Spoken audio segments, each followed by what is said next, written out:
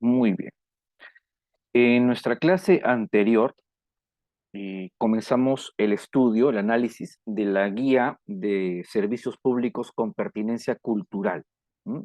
Una importante guía elaborada por el Ministerio de Cultura con la finalidad de poder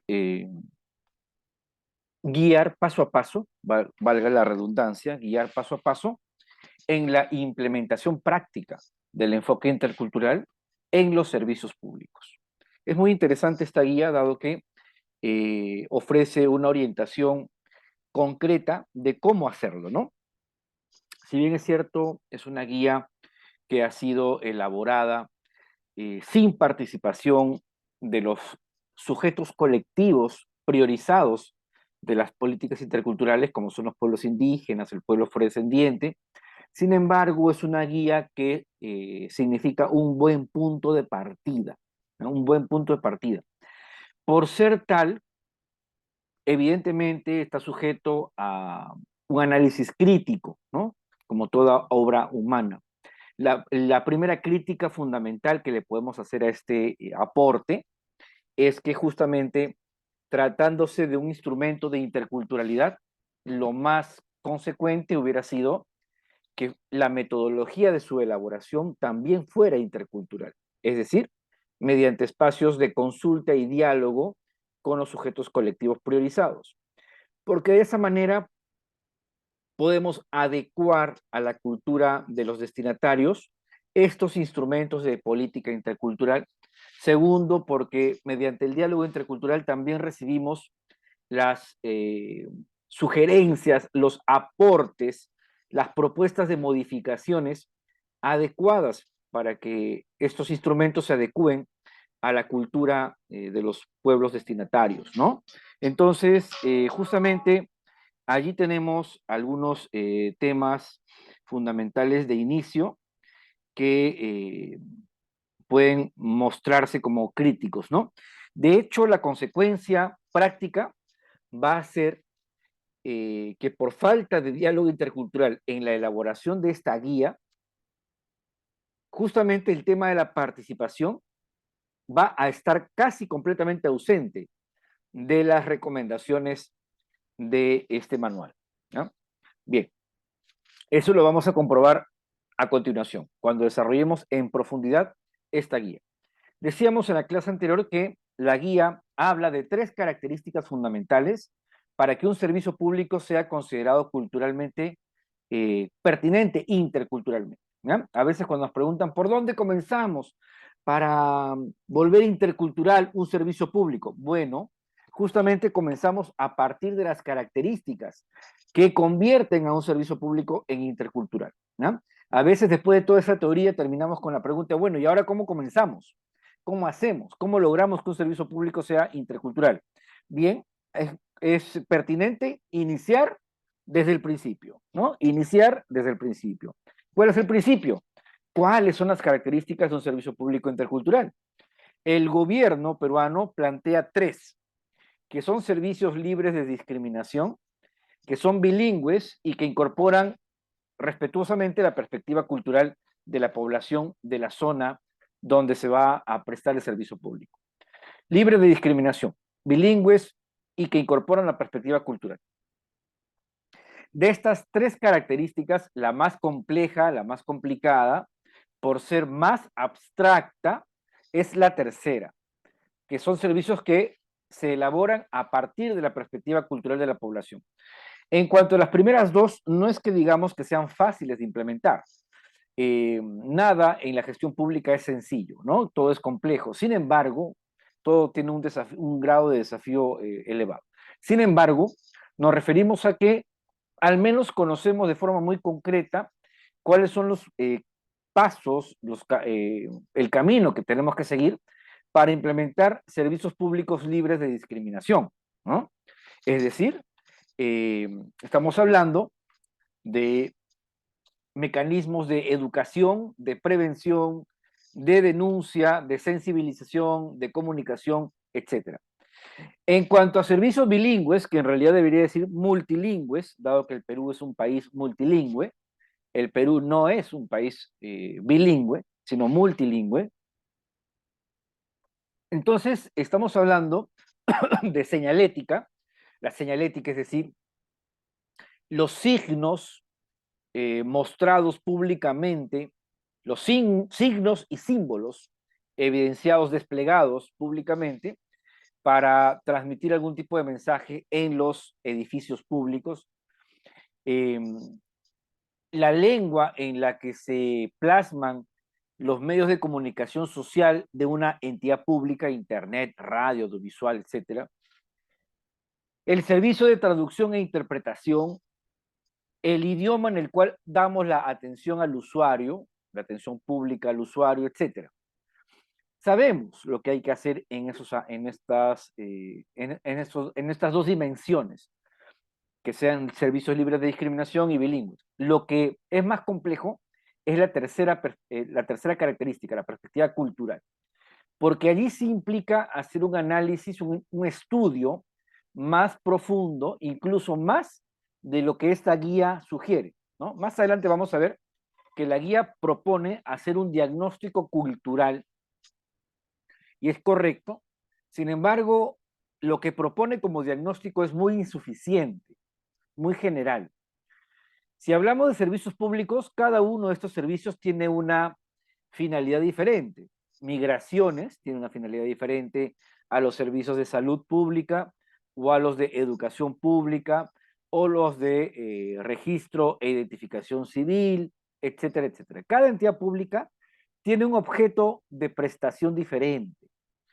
Entonces, si un servicio público tiene que incorporar la perspectiva cultural de la población a la cual se dirige, tenemos obviamente que hacer un estudio cultural general y otro particular. Un estudio cultural general significa levantar información y analizar las características culturales genéricas.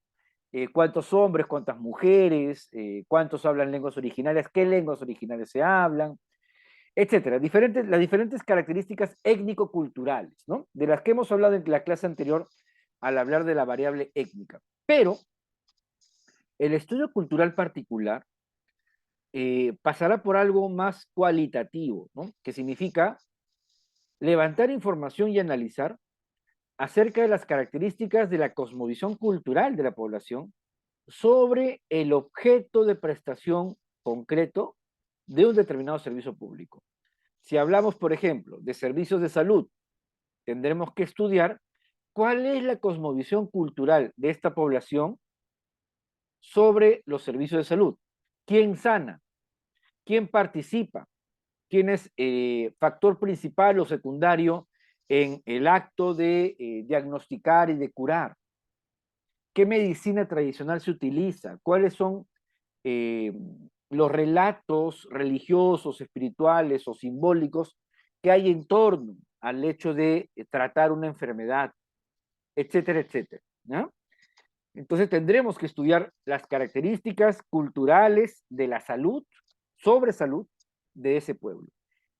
Y el desafío va a ser cómo incorporar justamente estas cosmovisiones culturales sobre salud en la entidad pública que va a brindar el servicio público de salud. Ahí está la cuestión más compleja, ¿no? Más allá de lo bilingüe, más allá de la no discriminación, ahí está el tema fundamental y que decíamos en la clase anterior, se relaciona con una metáfora que expusimos en la primera clase de este curso, que era el iceberg de la cultura, ¿no? La montaña de hielo de la cultura, en la cual las personas se suelen guiar para hablar de cultura solamente los elementos visibles, más tangibles, pero suelen ignorar los elementos más intangibles, los elementos en apariencia no perceptibles, ¿no? Más abstractos de la cultura, que son las nociones de lo bueno, de lo malo, las nociones de lo estético, la configuración de las relaciones sociales entre padres, hijos, familiares, sexos opuestos, etcétera, ¿no? Las nociones de justicia. Todas estas nociones culturales que forman parte de una cosmovisión son abstractas y justamente son aquello que tiene que recogerse en esta tercera característica de un servicio público culturalmente pertinente. Es la parte más difícil, la más retadora, y es la parte que por lo general se deja de lado, ¿ya? Se deja de lado. Y por eso tenemos una interculturalidad superficial, banal, insulsa, ¿no? Que no logra los objetivos requeridos. ¿Por qué? Porque se cree que lo intercultural es traducir a lenguas indígenas algo y no discriminar, punto, ¿no? Pero un servicio público sigue siendo un servicio monocultural si es que no recoge la cosmovisión cultural de la población destinataria, ¿no? Esta tercera característica es entonces la más desafiante. Otras dos características que nosotros mencionamos que también identifican a un servicio público culturalmente pertinente y que no están mencionadas en esta guía es que son servicios con espacios de participación intercultural, y dos, son servicios públicos cuya gestión tienden, caminan hacia la autogestión o autogobierno, en este caso particular, de los pueblos originarios, ¿no? No hay gestión intercultural sin participación, porque la participación es el vehículo del diálogo intercultural, ¿no? Entonces, no puede concebirse la gestión intercultural sin participación. Algunos dirán, estamos pecando de idealistas, de utopistas, pero realmente no es así. Es mucho más complicado llevar adelante una gestión pública monocultural que una gestión pública intercultural, a la larga. Porque una gestión pública monocultural que no escucha a nadie y que está librada a la decisión vertical de funcionarios públicos que se creen expertos, es una gestión destinada al fracaso, destinada al despilfarro de recursos públicos, sean humanos, técnicos o económicos, y que a la larga es ineficaz y no sustentable. En cambio, una gestión pública intercultural va a poder tener más posibilidades de sostenibilidad, de eficacia, ¿no?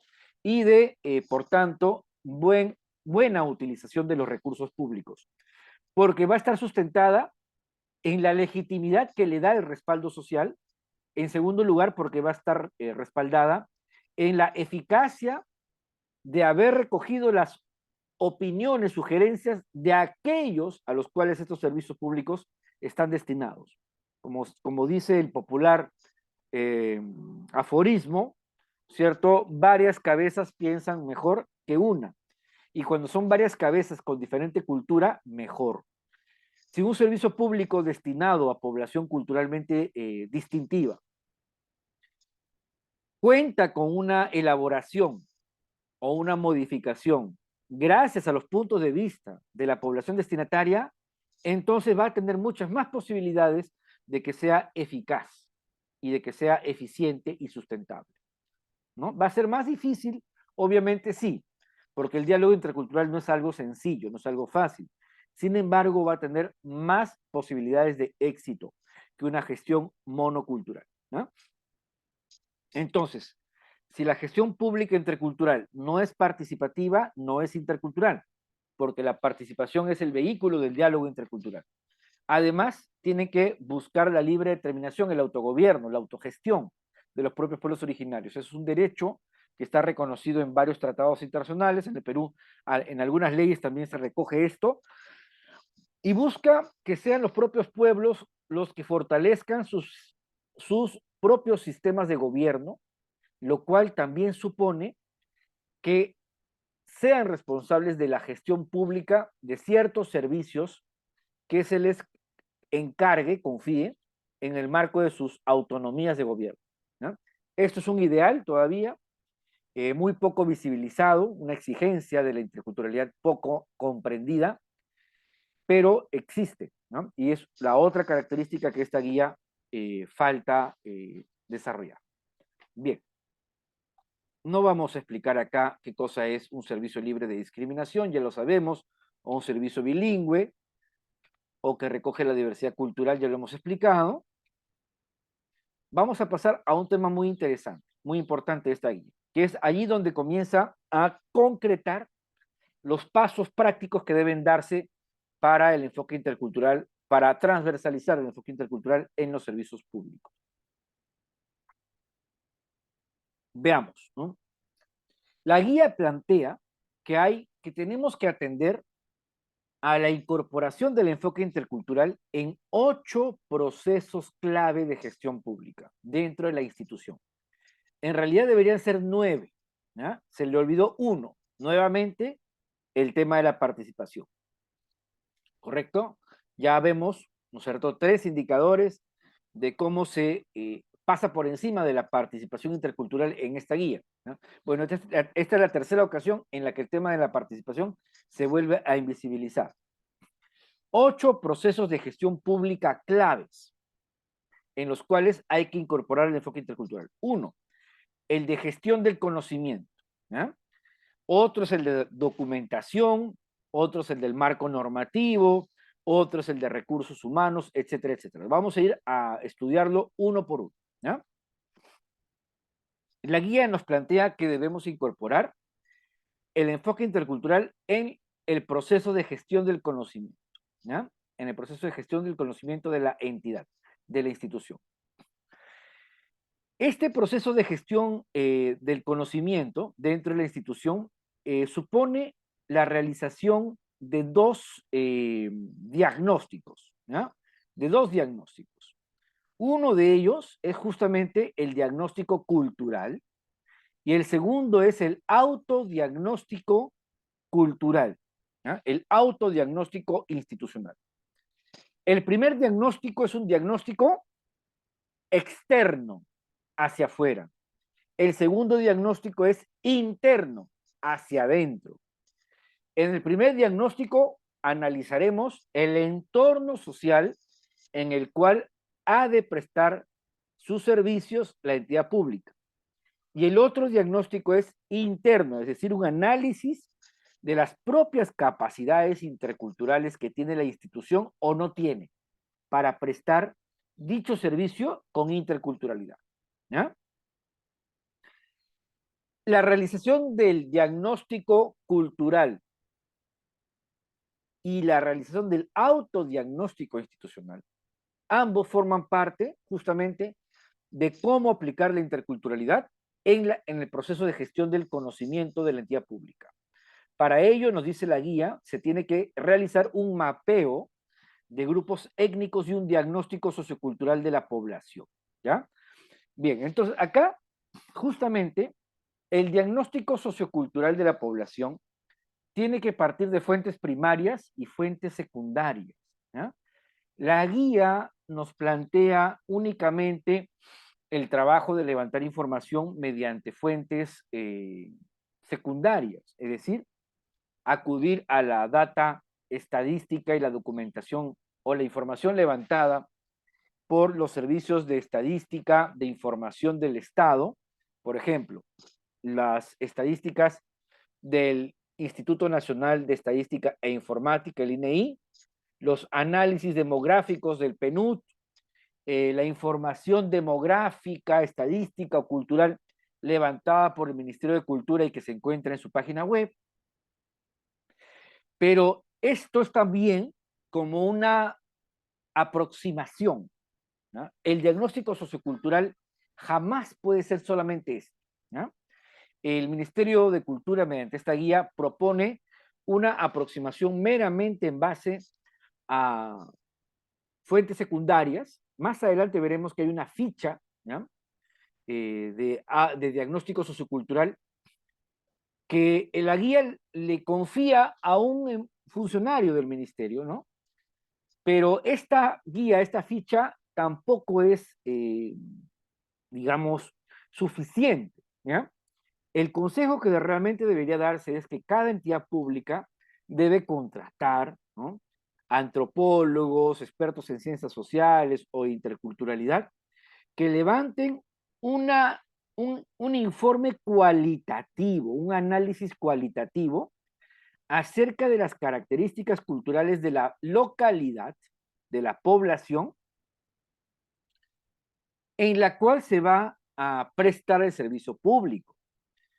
La información secundaria, que ya hemos mencionado, sirve para caracterizar superficialmente, nada más. Es decir, cuántos hablan lenguas originarias, cuántos hablan idioma español, qué porcentaje, cuántos hombres, cuántas mujeres, cuántos niños, adultos mayores, eh, cuánta población indígena hay en una determinada localidad, de qué grupos étnicos son, etc. Esa información secundaria solamente puede ser el punto de partida del inicio, pero luego ya los expertos tienen que realizar mediante técnicas de observación participante, levantamiento de información cualitativa como encuestas, entrevistas, análisis histórico, etcétera. ¿Cuáles son las características y diálogo sobre todo, talleres participativos y diálogo sobre todo eso? ¿Cuáles son las características culturales de la población en relación al objeto del servicio público? Si es educación, ¿qué conceptos culturales pedagógicos existen en esa zona? ¿Quiénes son los actores sociales involucrados en la transmisión de conocimientos en esa zona? ¿Cuál es el papel de los adultos mayores en la transmisión del conocimiento, de la familia, de la mamá, del papá, etcétera, ¿no? Todos esos factores culturales relacionados a la relación social e enseñanza-aprendizaje son los que deben formar parte de un informe, de un análisis, que es parte justamente del diagnóstico sociocultural. ¿Por qué? Luego, en los pasos siguientes de esta guía, vamos a ver que el servicio público se tiene que establecer o reformular, modificar, para que sea intercultural en función directa de la información obtenida en el diagnóstico sociocultural. Si en el diagnóstico sociocultural tenemos información superficial, entonces la reformulación intercultural del servicio público va a ser superficial también. En cambio, si tenemos información más detallada, más pertinente del diagnóstico sociocultural, vamos a tener chances, oportunidades para que la reformulación intercultural del servicio público realmente sea relevante, realmente sea pertinente y entonces se logre eficacia en la gestión pública, ¿no? La gestión pública no puede trabajar a ciegas en la sociedad. Tiene que ver directamente las características de la población a la que sirve. Y para eso, en este caso, es el diagnóstico sociocultural profundo. No basta, entonces, reiteramos, una mera investigación de fuentes secundarias, ¿ya? En segundo lugar, acá se nos plantea el autodiagnóstico, que es un análisis de cuáles son las reales y actuales capacidades que tiene la entidad pública para realmente aplicar el enfoque intercultural en su gestión, ¿ya? La guía nos plantea que hay dos fichas, ¿ya? Dos fichas en los anexos que nos pueden ayudar en este sentido. Vamos a ver, ¿ya? A ver. Vamos a ver cómo llegamos aquí. Acá está. A ver. Un ratito. Acá está. Miren, la guía nos plantea en la parte final una serie de anexos, ¿no? Anexos. Ustedes buscarán allí donde dice herramientas de gestión. Es en la parte final de este documento PDF. Este es un solo archivo PDF, pero yo estoy yendo a la parte final de este archivo PDF. Es un solo archivo, no son dos, por si acaso, ¿ya? La guía tiene dos partes, pero es en un solo archivo PDF. Bien, casi en la parte final del archivo van a encontrar ustedes las fichas, las herramientas de gestión. En la ficha número 1 y la ficha número 2 vamos a ver las herramientas para cumplir con la gestión intercultural de la información en una entidad pública.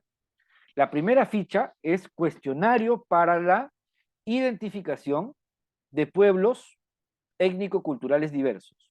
Ese es el diagnóstico sociocultural. Y la ficha número 2 es el diagnóstico sobre la capacidad de la entidad para brindar servicios públicos con pertinencia cultural. Vamos a avanzar para ver el contenido justamente de estas dos fichas primeras, ¿ya? Ficha 1, cuestionario para el diagnóstico social. Y acá está justamente lo que yo les mencionaba. La guía plantea recoger información secundaria nada más y plantea un cuestionario.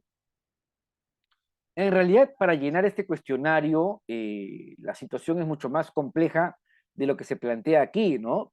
O sea, no podemos encargarle a un grupito de funcionarios que vayan por las comunidades a llenar este cuestionario. Pues esa no es la forma de hacer un diagnóstico sociocultural.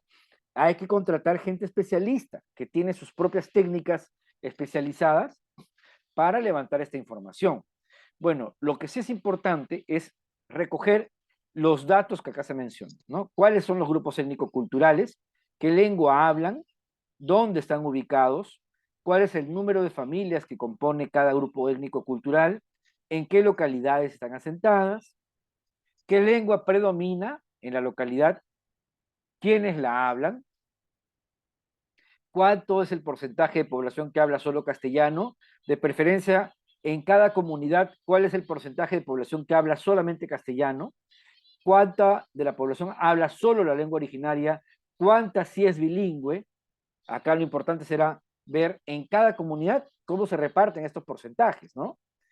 ¿Qué población es bilingüe? Es decir, habla las dos lenguas, la lengua originaria o el castellano.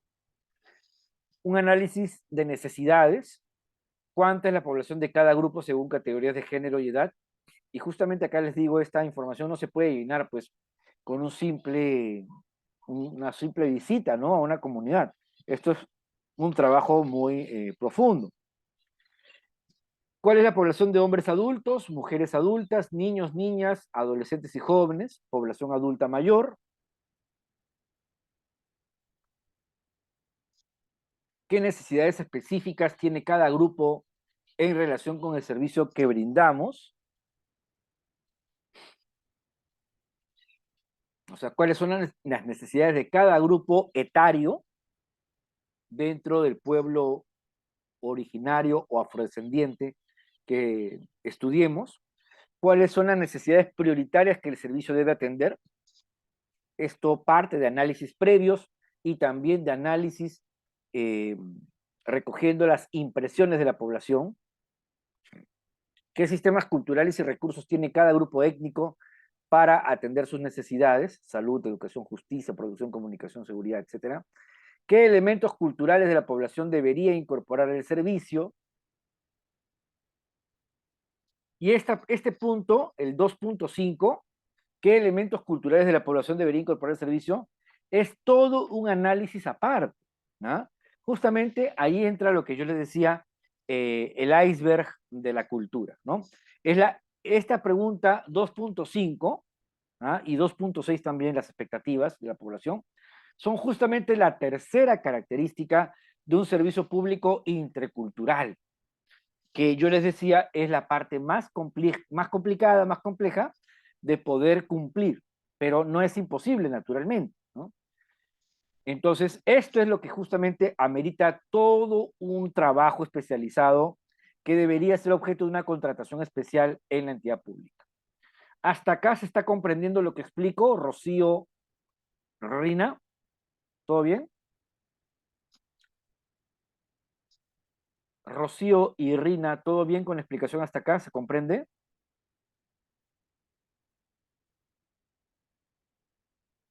Perfecto, muy bien. Sigamos. Cobertura, metas, resultados y factores culturales. Es otro tercer aspecto, un tercer aspecto que hay que estudiar en este diagnóstico sociocultural. ¿Cuál es la población que más acude al servicio? Hay que responder. Por eso es bueno la incorporación de la variable étnica en los registros de información, ¿no? Cada vez que atendemos a las personas, vamos levantando la información. Y entonces es un proceso gradual esto de hacer el diagnóstico sociocultural. ¿Cuál es la población que más acude al servicio? ¿Qué características culturales tiene? ¿A qué grupos étnicos corresponde? Importante, ¿no? Luego, ¿cuál es la población que menos acude? ¿Cuáles son los factores por los cuales la población no acude o acude muy poco? Aquí vamos a encontrar en algunos estudios realizados por Servir, por ejemplo, que el factor vergüenza, discriminación lingüística, está al centro de la poca atención en salud a pueblos indígenas que hay en el Perú, ¿no? Porque muchas personas, por un tema de tipo lingüístico, no quieren asistir a servicios públicos porque se sienten maltratados. Se sienten maltratados. Bien, seguimos. Estas causas tienen relación con factores culturales, es decir, las causas por las cuales una persona o grupo de personas no acude al servicio público, tienen relación con factores culturales. En el Perú, como ustedes se han dado cuenta, el tema racista y clasista está muy, muy fuerte, ¿no? Los acontecimientos de los últimos años en el Perú nos han demostrado que el racismo es una de las grandes plagas que azotan al país aún después de 200 años de vida republicana, ¿no? Es un racismo bastante agresivo y por lo tanto podemos esperar que el racismo sea uno de los factores de la poca eficacia de los servicios públicos en el país. Por lo tanto, es importantísimo estudiar cuáles, cuáles son los factores culturales que generan que haya poca asiduidad, poca asistencia a los servicios públicos por parte de la población. No estoy diciendo que sea el único factor, pero sí estoy diciendo que es un factor muy importante, ¿no? ¿Cuáles son las barreras culturales que enfrentan los grupos de población para acudir al servicio público? Por ejemplo, diferentes costumbres, miedos, etc. Hay una relación de correspondencia entre las metas de atención y la cobertura del servicio. Si la cobertura efectiva está por debajo de las metas de atención, es decir, la institución se propone llegar a cierta meta de atención, pero la cobertura real está por debajo. ¿Los factores culturales son una razón para que no exista esa correspondencia entre una y otra? Esto es un análisis cualitativo, como se dan cuenta, ¿ya? Como ustedes se percatan, entonces no se trata solamente de hacer un análisis pues, de fuentes secundarias, por ejemplo, acudir a los datos de a la base de datos de pueblos indígenas del Ministerio de Cultura, no basta recoger la información, sistematizar del Instituto Nacional de Estadística, tampoco basta recoger la información del PNUD, de la CEPAL o de otras instituciones. Es importante, sí, pero por ahí se empieza nada más. A donde tenemos que llegar es al diagnóstico sociocultural específico sobre la población en relación al servicio público, ¿ya? Reitero, eso es muy importante, por favor, no lo olviden, ¿ya? No lo olviden. Esta clase ustedes deberán referirla siempre al video, porque no hemos hecho un PowerPoint, dado que estamos estudiando directamente del PDF de esta guía, ¿ya? Entonces yo les recomiendo que en esta clase en particular tomen nota, si es que desean, y en particular guarden el video de la clase, porque no hay un PPT, sino la exposición está hecha en base al PDF del documento de la guía, ¿ya? El segundo diagnóstico que hay que realizar es el autodiagnóstico institucional, ¿ah? Es decir, el análisis que hace la propia institución acerca de las capacidades interculturales reales que actualmente tiene para brindar su servicio. La ficha 2 nos plantea entonces un diagnóstico sobre las capacidades de la entidad para brindar servicios públicos con pertinencia cultural. Acá la guía nos plantea como método llenar un cuestionario por parte de los funcionarios públicos de las áreas de planeamiento, atención ciudadana o desarrollo social de las entidades públicas que prestan servicios. Vamos a ver, el instrumento tiene dos partes, ¿correcto? Una parte para llenar datos y otra parte para analizar, tabular los datos.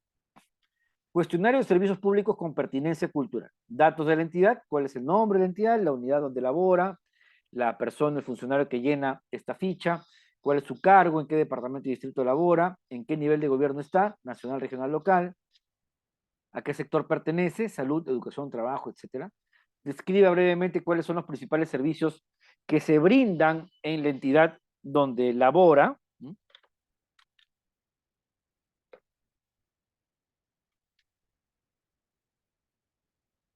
Disculpen un segundito. ¿Ya? Luego pasamos a una lista de preguntas. ¿Ya? Esta lista de preguntas está en correspondencia a los 8 procesos clave de gestión pública. 8 que la guía ha identificado para aplicar el enfoque intercultural. Recordando un poquito el inicio. La guía identifica 8 procesos clave de gestión pública dentro de una entidad en los cuales tenemos que aplicar el enfoque intercultural. Yo les dije, en realidad, más que 8 deberían ser 9, porque se les ha faltado mencionar los procesos de participación ciudadana intercultural. Ese no está reconocido acá en la guía, ¿ya?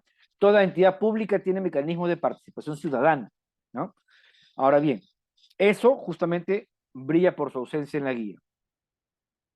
En esta ficha, para levantar un autodiagnóstico de la institución, hay 27 preguntas, las cuales provienen de los 8 procesos clave de gestión pública. Entonces, si nosotros decimos que deberían ser 9, implica también que deberían ser más de 27 preguntas, ¿ya? Habría que añadir algunas preguntas más para este formulario en relación al 9º proceso clave que no está contemplado, el cual es de mecanismos de participación ciudadana intercultural. Bien, vamos a entrar entonces a ver esta ficha, esta herramienta de autodiagnóstico, ¿ya? Bien, primera cuestión que debe analizarse por parte de la entidad es si el aspecto considerado no aplica o no, o el funcionario público entrevistado no sabe, si no se presenta, si se presenta o está en curso o en parte realizado, en curso de realización o ya está en parte realizado. Y al final, ¿cuál es el documento que demuestra que ese avance existe, ¿no? ¿Cuál es el documento que demuestra que existe ese avance? Entonces, acá se dice, su entidad ha identificado a los grupos étnico-culturales existentes en su localidad, ¿sí o no? O en parte. Bueno, ¿cuál es el documento que demuestra que se ha avanzado en parte o que sí se avanzó? Su entidad ha identificado las lenguas que se hablan en la localidad, ha realizado algún diagnóstico sobre las características socioeconómicas de los diferentes grupos de la localidad donde se funciona. En los planes estratégicos de su entidad, como el Plan Estratégico Institucional o el Plan de Desarrollo Concertado, se han incorporado temas relacionados a la interculturalidad, ¿no? Eso es importante, ¿no? Muy bien. Los planes de desarrollo concertados, ¿no?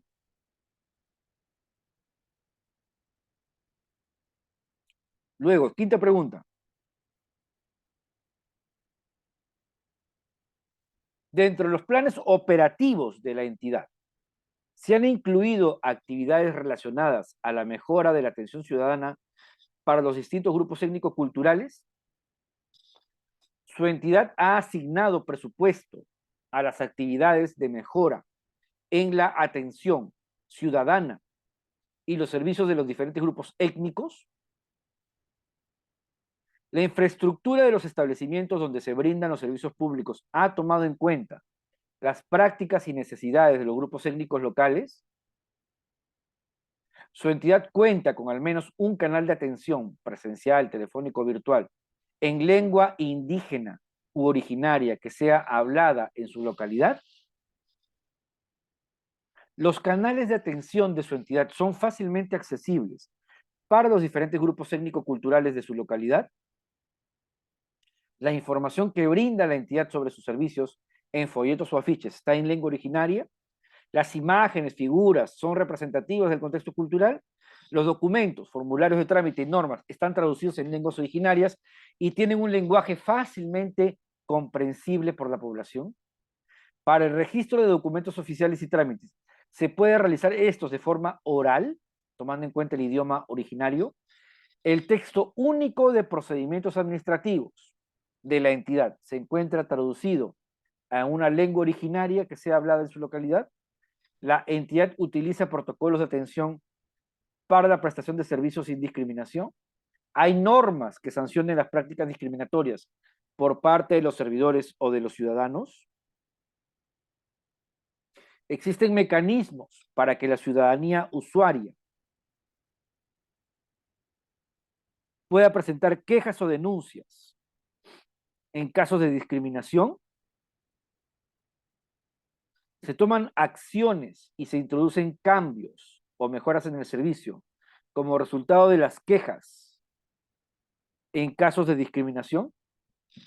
El personal de la entidad ha sido capacitado en interculturalidad.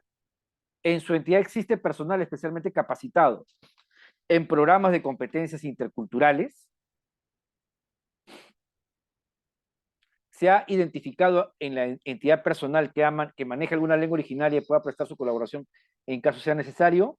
Existe en la entidad personal especializado en asuntos interculturales que cuente con competencias necesarias para ser un mediador eficaz entre los grupos culturales y la institución pública. Como ustedes observan, son 22 preguntas. Son 22 preguntas. Deberían ser más. Las preguntas están en relación a los 8 procesos de gestión pública. Vean ustedes. La guía nos plantea estos 8 procesos de gestión pública. ¿Ya? El primero, gestión de la información. En el proceso de gestión de la información se encuentra el diagnóstico e identificación de los grupos étnicos. Para atender este aspecto, se plantean las preguntas 1, 2 y 3 de este formulario de autodiagnóstico institucional. Respecto a la planificación estratégica y el presupuesto de la entidad, están las preguntas 4, 5 y 6. Respecto a infraestructura intercultural, la pregunta 7. Comunicación intercultural, 8, 9, 10 y 11. Respecto al sistema de documentación intercultural, las preguntas 12 y 13. Respecto al manejo de los instrumentos de gestión, las preguntas 14, 15. Respecto a normatividad interna, las preguntas 16, 17 y 18. Sobre recursos humanos, las preguntas 19, 20, 21 y 22. ¿Correcto? Ahora, falta pues el proceso clave de los mecanismos de participación ciudadana. ¿A qué me refiero? Las entidades públicas deben contar con mecanismos de diálogo y vinculación con la población, todos, porque al ser servicios públicos, hay un elemento importante de tomar en cuenta el sentir de la población, la opinión de la población, las necesidades de la población, es decir, la necesidad de retroalimentar información con la población destinataria de un servicio público. Con mucha mayor razón, tratándose de población de grupos culturales diversos, con más razón, ¿no? Por el elemento de la interculturalidad justamente. Ya hemos dicho una y otra vez, sobre todo en la clase número 1, si la gestión pública no es intercultural, entonces no es pública. Tiene que ser intercultural para que atienda eficazmente las necesidades de la población. Y justamente los mecanismos de participación ciudadana que ya están previstos en muchas leyes, son los instrumentos más idóneos para incorporar el diálogo intercultural en estos servicios públicos. ¿No? Los mecanismos de participación ciudadana por los cuales las entidades se vinculan directamente con la población, que en muchos casos todavía son incipientes, pero existen, talleres informativos, audiencias públicas, mecanismos de concertación, mesas técnicas, mesas de diálogo, presupuesto concertado, presupuesto participativo, perdón, etcétera. ¿Ya?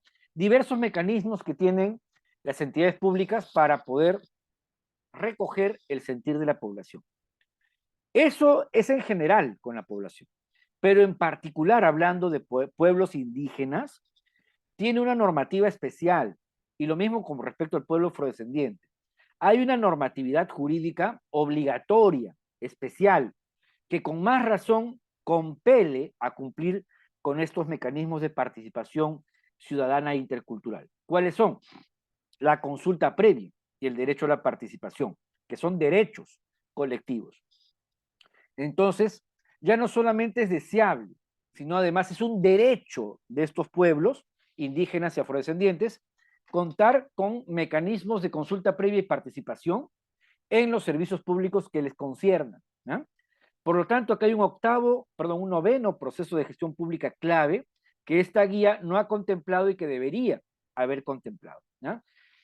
La aplicación del enfoque intercultural a los mecanismos de participación ciudadana de la entidad pública. Los talleres participativos, las audiencias públicas, etcétera. Todos estos mecanismos de participación aplicados de forma homogénea a la población tienen que pasar por una adecuación al enfoque intercultural para que lleguen eficazmente a la población a la que van a servir, ¿ya? Entonces, ahí podríamos aumentar, por ejemplo, algunas preguntas sobre el autodiagnóstico de las capacidades interculturales de una institución y preguntarnos lo siguiente, ¿no? Por ejemplo, los talleres de participación ciudadana se realizan en lengua originaria. Las convocatorias a los talleres de participación ciudadana utilizan los canales de comunicación interculturales adecuados, orales, audiovisuales, no internet, no el diario oficial del peruano, pues, ¿no? Que no tiene nada de intercultural, sino otros mecanismos que están más cerca de la gente, como la radio, ¿no es cierto? O como los mecanismos audiovisuales, etc. Entonces, otra pregunta, ¿no? Los talleres de participación ciudadana se realizan en las propias comunidades o en la ciudad capital de la región, etcétera, ¿no? Entonces, ahí hay una serie de mecanismos que deben ser interculturalizados y que forman parte justamente de un diagnóstico de la propia institución si cuenta con capacidades interculturales, ¿no? Y acá justamente ya nos proponen una evaluación sobre la base de eso, ¿no? Acá nos dicen que si todas las respuestas son positivas, entonces hay un balance positivo de las capacidades interculturales de esta institución pública, ¿no? Si tiene 2 y 3 aspectos completos, significa que ha comenzado a incorporar el enfoque intercultural. Si tiene entre 4 y 6 completos, significa que está en un nivel intermedio de aplicación intercultural. Si tiene 7 u 8 aspectos completos, significa que el enfoque intercultural está plenamente introducido, etcétera, ¿no? Preguntas para guiar el análisis de resultados de esta ficha de autodiagnóstico. ¿En qué áreas y aspectos de la entidad pública hay más avances? ¿En cuáles hay menos avances? ¿A qué se deben los avances? En unos y en otros no. Bueno, y volvemos al cuerpo principal. Volvamos al cuerpo principal de la guía, ¿no? ¿Alguna pregunta? Estamos en el primer proceso clave de gestión pública al cual tenemos que aplicarle el enfoque intercultural en una institución. ¿Ah? Es el de gestión del conocimiento. ¿Cómo? Mediante 2 diagnósticos. El diagnóstico sociocultural, externo hacia afuera, y el autodiagnóstico institucional, interno hacia adentro. ¿Alguna pregunta o comentario al respecto? Estimadas Rocío, Yolanda, Diana, no sé quién será Diana ahí. ¿Es Charlie o es Agustín? No sé quién es. Por ahora no, profesor. Muchísimas Diana, gracias. pregunta Yolanda. No, profesor, por ahora no. ¿Quién es Diana, por favor? Diana es una cuenta prestada seguramente. ¿Quién es el alumno que está ahí como Diana? Nos dirá.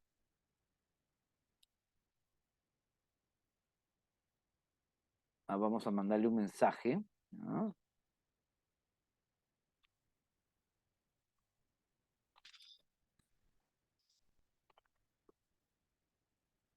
Listo. Vamos a esperar que nos responda. Vamos ahora al segundo proceso clave de gestión, que es el de planeamiento estratégico y presupuesto, que de forma increíble, ¿ah? esta guía solamente brinda 4 renglones. Lo que ustedes ven en ese párrafo es lo único que nos puede decir la guía respecto a planificación estratégica y presupuesto. Bueno, es sorprendente. Nosotros en este curso tenemos una clase en la que analizamos el tema de los presupuestos con enfoque intercultural, ¿no? Es la clase 8 o 9 del plan de estudios, ¿no? Del plan de estudios. Entonces, allí vamos a desarrollar en detalle el tema de la interculturalidad el proceso presupuestal, ¿ya? Acá, bueno, muy poco, ¿no? Ustedes se dan cuenta que en la gestión pública es importantísima la planificación estratégica y el presupuesto. Acá, ¿no es cierto? Se nos dice que debe incorporarse en el plan estratégico institucional, en los planes de desarrollo, en los planes operativos, en los presupuestos. Entonces, todos los instrumentos de planificación estratégica de una institución deben también experimentar la transversalización del enfoque intercultural. ¿Cómo? Lo primero de lo que debemos hablar, tanto en planeamiento estratégico como en proceso presupuestal, es la participación, ¿no?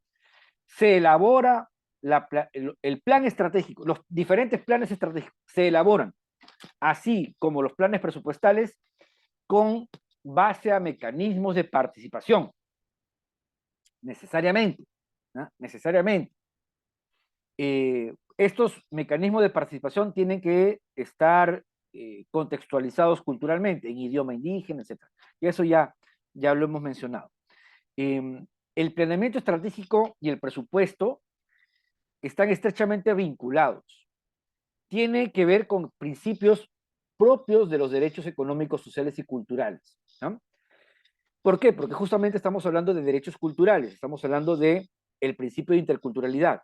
Entonces, allí se aplicarán los principios generales de los derechos económicos, sociales y culturales que hemos mencionado en la clase, que hemos explicado en la clase número 2 del curso, cuando hemos hablado de los derechos culturales, el marco normativo de la gestión pública intercultural.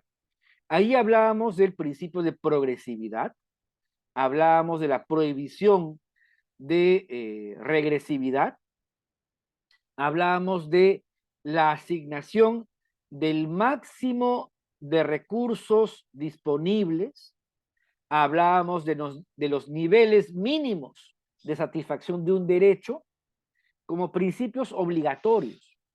Entonces, el principio de progresividad, recordando un poquito, porque todo esto es aplicable al enfoque intercultural en el planeamiento estratégico y presupuesto.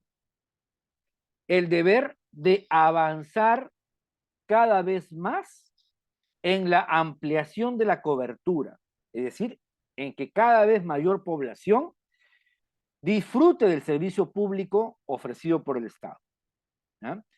Que se reduzca la brecha social, el porcentaje de población que no disfruta de un determinado derecho social, que se reduzca la brecha social, que la planificación estratégica tenga en cuenta en sus indicadores, en sus metas, en su planeamiento multianual, en sus objetivos estratégicos, en sus lineamientos, el cierre de brechas sociales focalizadas en los grupos culturalmente priorizados, pueblos indígenas, población afrodescendiente. Entonces, el planeamiento estratégico tiene que tener referencias específicas a pueblos indígenas y afrodescendientes y otras minorías culturales. Tiene que tener objetivos, lineamientos, indicadores, metas, una programación, un cronograma de cumplimiento específicamente referido a estos pueblos. No puede ser genérico, no puede ser genérico, tiene que ser específico. ¿Ah? Luego tenemos el tema de la no regresividad. La no regresividad es la prohibición de que la cobertura disminuya, o en pocas palabras, es la prohibición de que la brecha social aumente, ¿no? Es la prohibición de que la brecha social aumente, salvo que se deba a factores de fuerza mayor, una guerra, una crisis financiera internacional, hambruna, una epidemia, un desastre natural, etc., ¿no? Solamente causas de fuerza mayor pueden justificar una crisis económica terrible, ¿no? Puede justificar que se aumente la brecha social, que se disminuya la cobertura de los servicios públicos. Estamos también con el otro tema, es la asignación del máximo de recursos disponibles para cumplir con los derechos culturales y sociales. En este caso, tiene que hacerse un análisis económico mediante el cual se demuestre que de los recursos disponibles, no de los que no se pueden disponer, no de los indisponibles, no de los no existentes, sino que de los recursos disponibles se esté priorizando el cumplimiento de los derechos económicos, sociales y culturales, en particular de la población indígena y afrodescendiente. Entonces, ¿eso cómo se hace? Eso se hace apelando a la expertise de economistas, ¿no? Economistas que puedan hacer análisis presupuestal y enseñarnos, explicarnos de qué manera existe determinado monto de recursos que podrían haberse utilizado para cerrar brechas sociales y no se está utilizando, ¿no? Un análisis presupuestal es fundamental para demostrar el cumplimiento de la prohibición de regresividad. Luego tenemos el de la asignación de máximo, el de la asignación del máximo de recursos disponibles al cumplimiento de las metas interculturales. La interculturalidad es una prioridad, la interculturalidad es una urgencia. Por lo tanto, tiene que asignarse la mayor cantidad de recursos en el planeamiento estratégico y en el presupuesto al cumplimiento del enfoque intercultural, ¿no? Bien, entonces estas son algunas cosas que se podrían haber dicho en esta guía, pero que brillan totalmente por su ausencia, ¿no? El CEPLAN debería elaborar una guía de planeamiento estratégico intercultural y presupuestal, ¿no? Más allá de referirse al tema intercultural en una ventanita chiquita dentro de su guía de políticas nacionales aprobada en el 2018, que es una buena guía, es una interesante guía, pero desde que habla de los enfoques de política pública de una manera muy secundaria, no está adecuada a una gestión moderna, ¿no? Entonces, sería interesante que alguien elabore una guía de planeamiento estratégico y presupuestal con enfoque intercultural, ¿no? Sería tan importante, tan práctico realmente ese instrumento. Profesor Marcos, disculpe, Adelante. tengo una consulta. Si bien, como usted ha referido, esta norma lamentablemente no está adaptada de acuerdo a los enfoques de interculturalidad, ¿no? Por ejemplo, a la fecha se viene discutiendo la Política Nacional de Pueblos Indígenas y lamentablemente sentimos de que por más que se hagan los aportes desde las organizaciones indígenas a esta propuesta de política al 2030, sentimos que cuando estos aportes o este documento no tenga que volver al CEPLAN, vamos a encontrar muchas limitaciones, incluso desde cómo se ha planteado el problema en la Política Nacional de Pueblos Indígenas. Si uno revisa las políticas actuales, la mayoría, el enfoque es el limitado ejercicio de los derechos, ¿no? Pero ¿quién limita eso? Por ejemplo, desde AIDESEP, lo que hemos señalado que es como el problema es la vulneración o la alta vulnerabilidad de los derechos de los pueblos indígenas, ¿no? La falta de ejercicio. Sin embargo, el problema planteado en esta política simplemente refiere que hay un limitado ejercicio. Pero ¿quién limita ese ejercicio? ¿No es el mismo Estado? Por ejemplo, al otorgar concesiones dentro de territorios de pueblos indígenas sin respetar la consulta o el consentimiento. Entonces, ¿cómo, o sea, ¿cómo vamos a pretender que se aplique una política o se adopte una política si justamente estas normas técnicas del CEPLAN no te están tomando en cuenta estos enfoques? Esa sería mi consulta.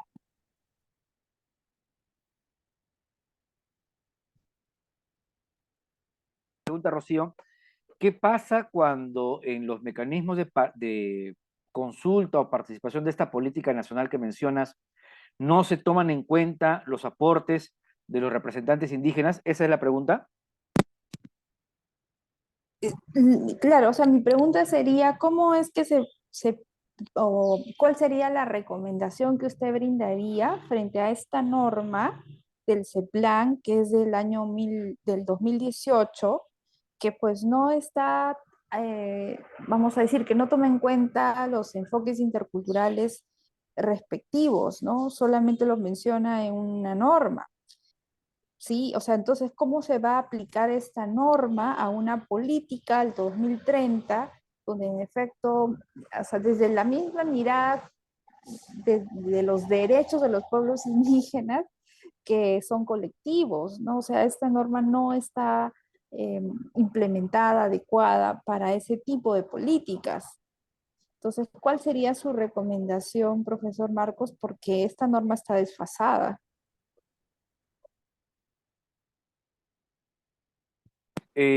Bueno, hay dos caminos nada más, ¿no?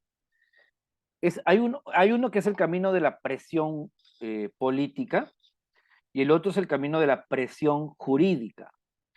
El camino de la presión jurídica es litigioso, es presentar acciones de cumplimiento para forzar a la entidad pública renuente a que haga algo que nosotros consideramos un deber jurídico incumplido, en este caso, la carencia de guías para la planificación estratégica intercultural que permitiría que las instituciones públicas apliquen el enfoque intercultural en su planificación.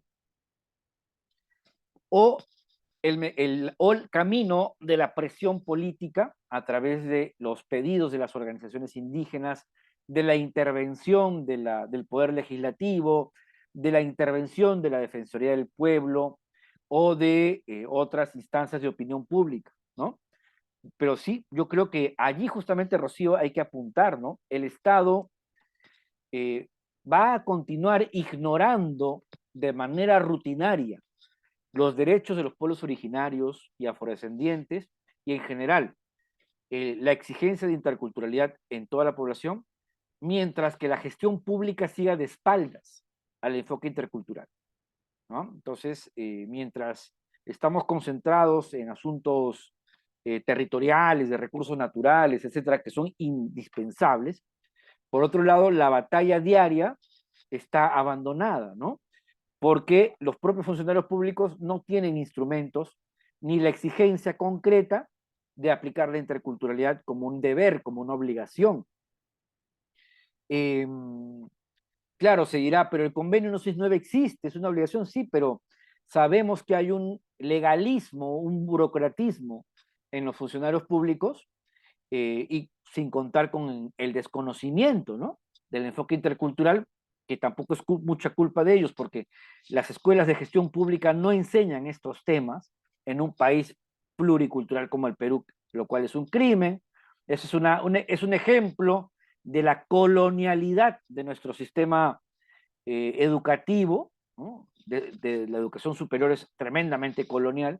No existen los pueblos indígenas para las universidades peruanas, no existen. Vivimos en Europa, vivimos en, no sé, pues vivimos en un país monocultural, hipotético y ficticio, ¿no? Que ni siquiera Estados Unidos es monocultural, hay naciones indígenas, y en Europa también hay pueblos indígenas en la parte del norte, ¿no? En fin.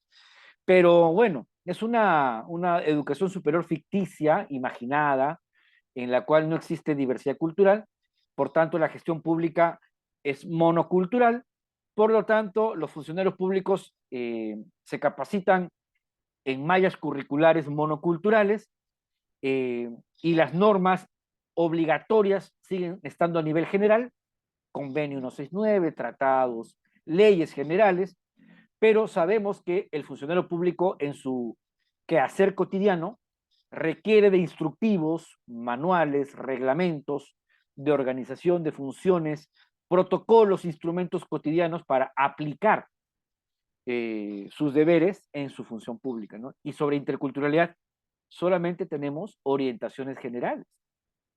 tenemos una política nacional de transversalización general, ¿no? Salvo en el ámbito educativo, en el que los mandatos interculturales son más específicos para pueblos indígenas, pero no para el pueblo afrodescendiente que carece, ¿no?, de esos lineamientos concretos. En salud intercultural tampoco hay la gran cosa, ¿no? Alguna que otra cosa aislada e insuficiente. Y en los demás sectores ya ni qué hablar, ¿no? Ni qué hablar. Lo único de intercultural que tiene la gestión pública en la actualidad, así que se le da más o menos atención, es la consulta previa en sectores de política pública extractivos, ¿no? Ministerio de Energía y Minas, o bien en ministerios que desarrollan infraestructura, Ministerio de Transportes, Vivienda y Comunicaciones, ¿no? Y también en el Ministerio de Políticas Sociales, que es el MIDIS, ¿no? En los demás, el tema intercultural brilla por su ausencia, ¿no? Ellos sienten que no se encuentran con la necesidad de la interculturalidad y no desarrollan instrumentos. En estos otros tres ministerios, algunos instrumentos de diálogo intercultural hay, ¿no? Algunos. Pero entonces, acá se trata justamente de ir a lo transversal, que afecta a diversos sectores de gobierno. Y justamente ahí estamos en estos instrumentos de presupuesto y planificación estratégica, ¿no? Entonces, ese plan creo que debería revisar esa forma monocultural de ver la gestión pública, de ver el Estado, y aterrizar un poco más sus herramientas de gestión. ¿Alguna opinión, Rocío? De acuerdo, profesor. Yo creo que en efecto es importante lo que usted dice, ¿no? La acción política y si es que no resulta, pues la acción jurídica, ¿no? Pero sí, en efecto, como bien lo ha referido, podemos tener algunos avances respecto a temas de industrias extractivas, ¿no? La consulta, pero todavía hay muchos ministerios, a pesar de que hay una acción popular que señala que todas las medidas, incluso las educativas, la de transporte, tienen que ser consultadas. Vemos un gran vacío porque no se ha implementado el derecho a la consulta, por ejemplo, en el Ministerio de Vivienda, de Transportes, ¿no? Y ahí también el rol, pues, ¿no?, del Ministerio de Cultura, de trabajar con esos ministerios, pero sin dejar de lado a las organizaciones indígenas, ¿no? Eso sería, profesor Marco. Muchísimas gracias. Nos vamos percatando, Rocío, por ejemplo, cómo es importante completar, ¿no?, el trabajo, es decir, completar lo que es el trabajo de los derechos, conocer los derechos, enseñar los derechos, profundizar en el conocimiento de los derechos, defender los derechos, promover los derechos, pero también implementar los derechos. Y la implementación tiene que ver con gestión pública, ¿no? Desde la sociedad civil se pone acento en la enseñanza, defensa, protección y conocimiento de los derechos. Desde el ámbito público se pone énfasis en la implementación de los derechos, pero creo que deberíamos complementar ambos conocimientos para transitar con habilidad de un lenguaje de derechos, de exigencia de derechos, a un espacio de implementación de los derechos, ¿no? Y para eso es necesario conocer gestión pública intercultural. O sea, estos detalles nos permiten a nosotros poder apretar las clavijas precisas, los engranajes justos, para que la gestión pública cumpla con sus deberes de garantizar derechos. Entonces, solamente manejar un discurso de derechos puede encontrar una fuerte limitación en la realidad, ¿no? Cuando nos encontramos con funcionarios públicos que manejan con más competencia los laberintos de la gestión pública, pero utilizan ese conocimiento no para hacer un esfuerzo de garantía de derechos, sino también para poder encontrar pretextos y justificaciones para no cumplirlos, ¿no? ¿Qué opinas, Rocío? Sí. Disculpe, profesor, sí, en efecto, ¿no? Lo que usted refiere está pasando en la actualidad, ¿no? Porque tenemos, por ejemplo, ¿no? El día de hoy tuvimos una reunión con Dijeivira respecto a unas normas que se quieren sacar o requisitos que se quieren sacar eh, y que justamente va en el marco, en efecto, del reconocimiento de las comunidades, por ejemplo, de acreditar a profesores que han tenido un buen desempeño en las comunidades, ¿no? Que iría pues enmarcado en el derecho a la autonomía, la jurisdicción, pero muchas veces eso no se entiende. Entonces, ¿cómo aplicamos o cómo implementamos ese marco jurídico también en estas normas técnicas, ¿no? Entonces creo que es muy importante este curso para justamente completar un poco, ¿no? El otro lado de la moneda, que es el tema de la implementación. ¿No? Exacto. Y eso que todavía que en este curso estamos enseñando lo fundamental, ¿no? Habrá que entrar pues luego ya al detalle, ¿no? En cada área de política de gobierno. O sea, la gestión pública es bastante amplia, ¿no? Bastante amplia. Muy bien.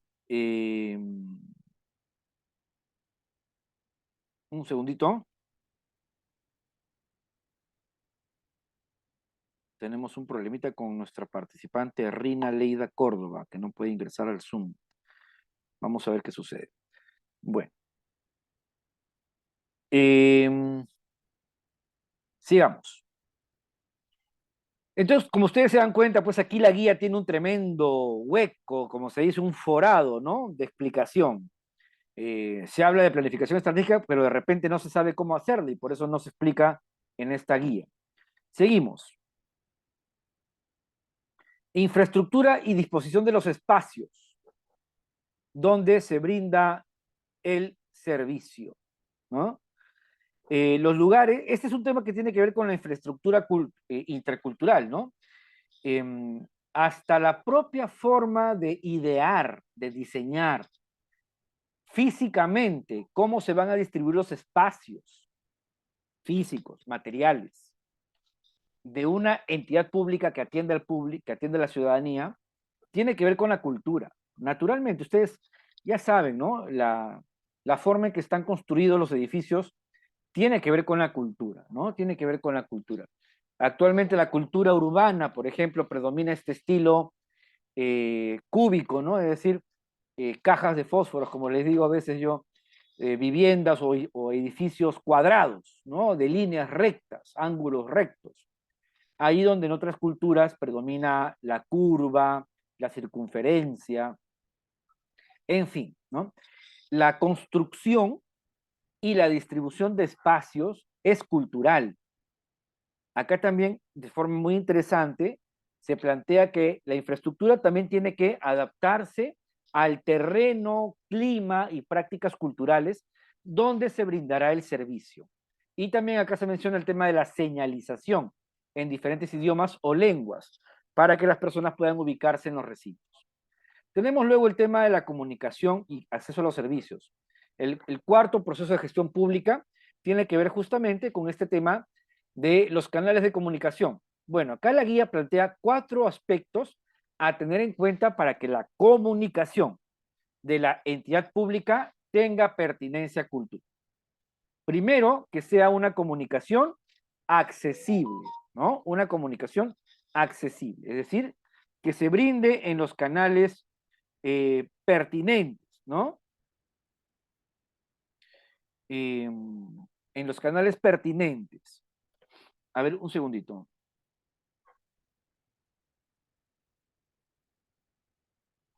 Perdón. Ya está.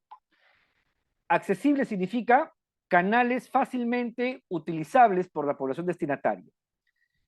Telefónicos, electrónicos, presenciales, electrónicos, virtuales, radiales, etcétera, a los cuales la población tenga acceso fácilmente y que no le genere mayores costos. Centros de atención accesibles, es decir, geográficamente accesibles, no muy lejanos. Tomar en cuenta distancias y tiempos, porque eso también implica un costo económico. Entonces tiene que ser económicamente accesible también esta comunicación. Comunicación bilingüe y con pertinencia cultural. No solamente que la lengua de la comunicación sea en idioma originario, sino también que los símbolos e imágenes utilizadas estén referidas al contexto local. Comunicación sin discriminación, naturalmente, los contenidos tienen que evitar incurrir en discriminación, ¿no? En discriminación, es decir, en estereotipos y en mensajes ofensivos a lo que es las características culturales de las demás personas. Establecer canales de diálogo intercultural permanente con los diferentes grupos étnicos, asegurando que la comunidad y la entidad estén en constante comunicación, expresando y canalizando percepciones e inquietudes de todas las partes. Vamos al quinto proceso de gestión pública, que es el de documentación, ¿no? Documentación. La documentación que usualmente se entrega en las entidades públicas es muy técnica y no es comprensible por los ciudadanos. Eso ya lo sabemos, ¿no es cierto? Eso ya lo sabemos. Un primer punto a mejorar es que la documentación que se entrega al ciudadano o ciudadana sea clara, sencilla, estar en otros idiomas,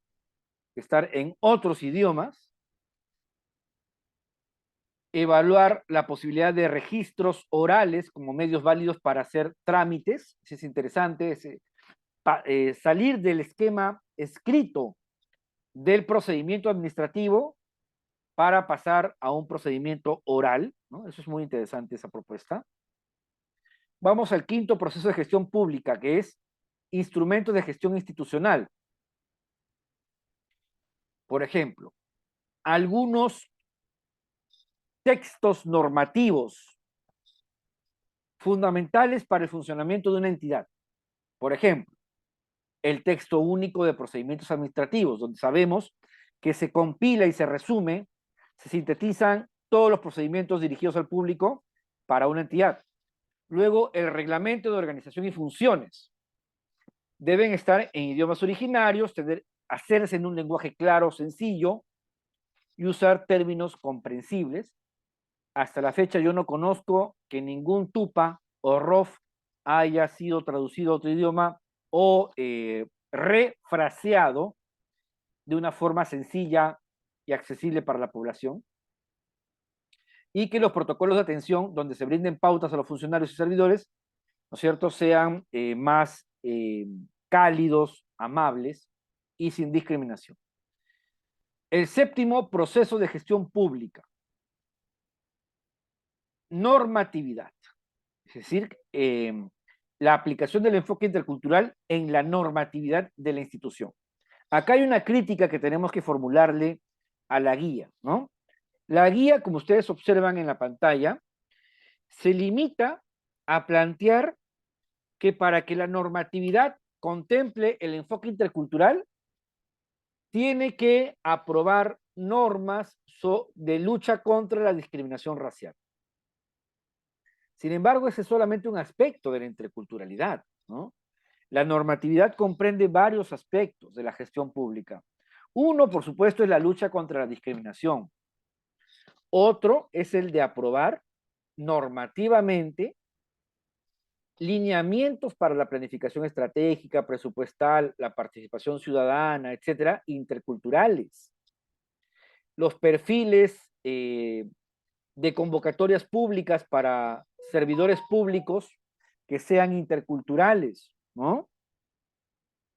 Luego tenemos el tema también de la aprobación de los planes estratégicos de la institución, deben ser también interculturales, ¿correcto? Entonces, ahí tenemos una cuestión que no está mencionada en esta guía.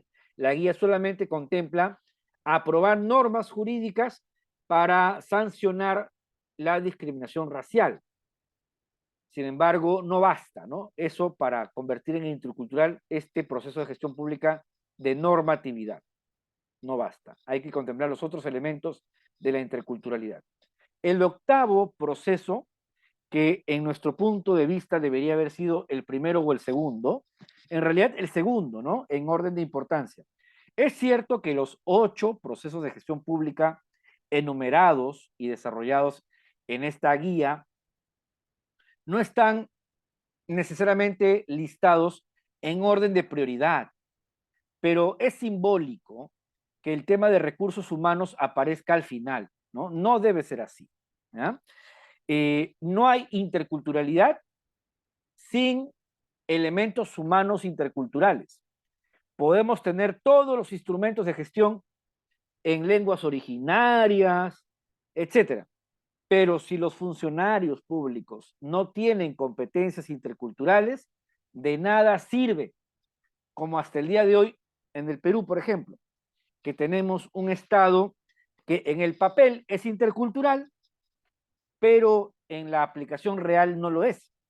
Uno de los elementos fundamentales es justamente la carencia de servidores públicos con competencias interculturales.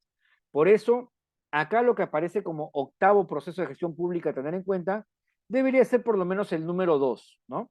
El primero, diagnóstico y autodiagnóstico, muy bien. El segundo tiene que ser recursos humanos, necesariamente, es muy importante, ¿no? Sin seres humanos interculturales no hay gestión intercultural, pues, ¿no? Así de simple. Bueno, todo el personal de servicios tiene que estar sensibilizado en diversidad cultural, no discriminación, tiene que poseer competencias interculturales, se tienen que interpretar e incorporar intérpretes, traductores y mediadores interculturales para facilitar la prestación de servicios e integrar el enfoque intercultural en la entidad pública, etcétera, ¿no? Muy bien. Y el noveno proceso de gestión pública que falta acá es justamente el de mecanismos de participación ciudadana intercultural. ¿Ah? Mecanismos de participación ciudadana intercultural. Ya lo dije y ya lo expliqué.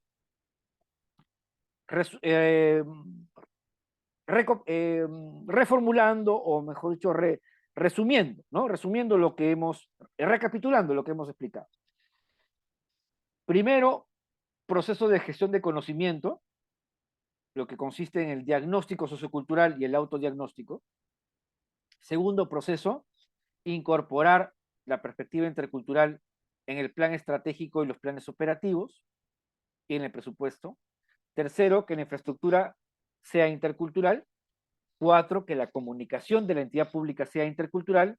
Quinto, que la documentación clave de la institución sea también difundida y producida de forma intercultural, que los instrumentos de gestión estén pensados en función de la interculturalidad, texto único de procedimientos administrativos, por ejemplo, aplicación de la normatividad jurídica orientada a transversalizar el enfoque intercultural de manera que se institucionalice la interculturalidad y desarrollar capacidades interculturales en los recursos humanos de la entidad pública, ¿no?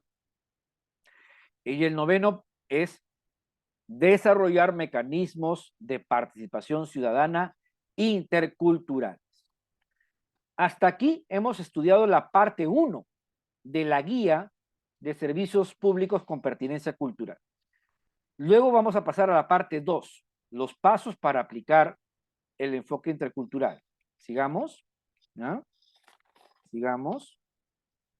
A ver, perdón. Vamos adelante un poquito. Vamos a la parte 2. Servicios públicos con pertinencia cultural, guía para la aplicación del enfoque intercultural en la gestión de servicios públicos, parte 2. Cómo implementar servicios culturalmente pertinentes. ¿Ah? Ustedes se dan cuenta que es una guía amplia. Ya hemos estudiado la parte 1, ahora vamos a la parte 2. Esta parte 2 tiene 4 módulos. El módulo 1, integración de la interculturalidad en el ciclo de gestión de servicios públicos.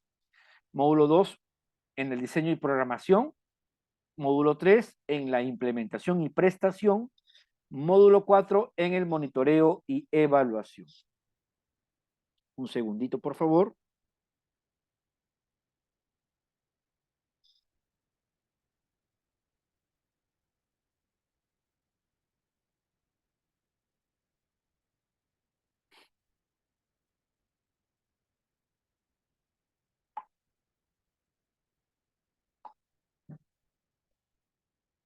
Seguimos. Y acá justamente están las fichas, ¿no? Bueno, avanzamos. Avanzamos. Ya hemos explicado cuál es el propósito de la guía, a quiénes va dirigida esta guía, su estructuración, sus partes. Y ahora vamos, bueno, esto también ya lo hemos estudiado, los conceptos básicos que se entiende por servicios públicos con pertinencia cultural. Son servicios libres de discriminación, bilingües, incorporan la perspectiva cultural de la población.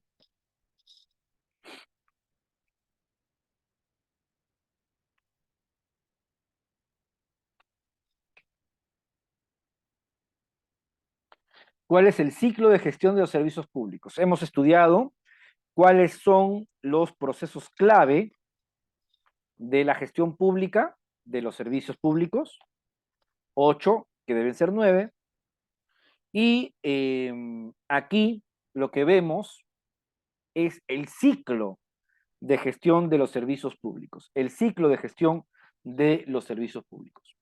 Bien, acá lo que vemos es diseño, 3 etapas, ¿ya? 3 etapas, lo que es diseño y programación del servicio público, ¿no? Diseño y programación del servicio público.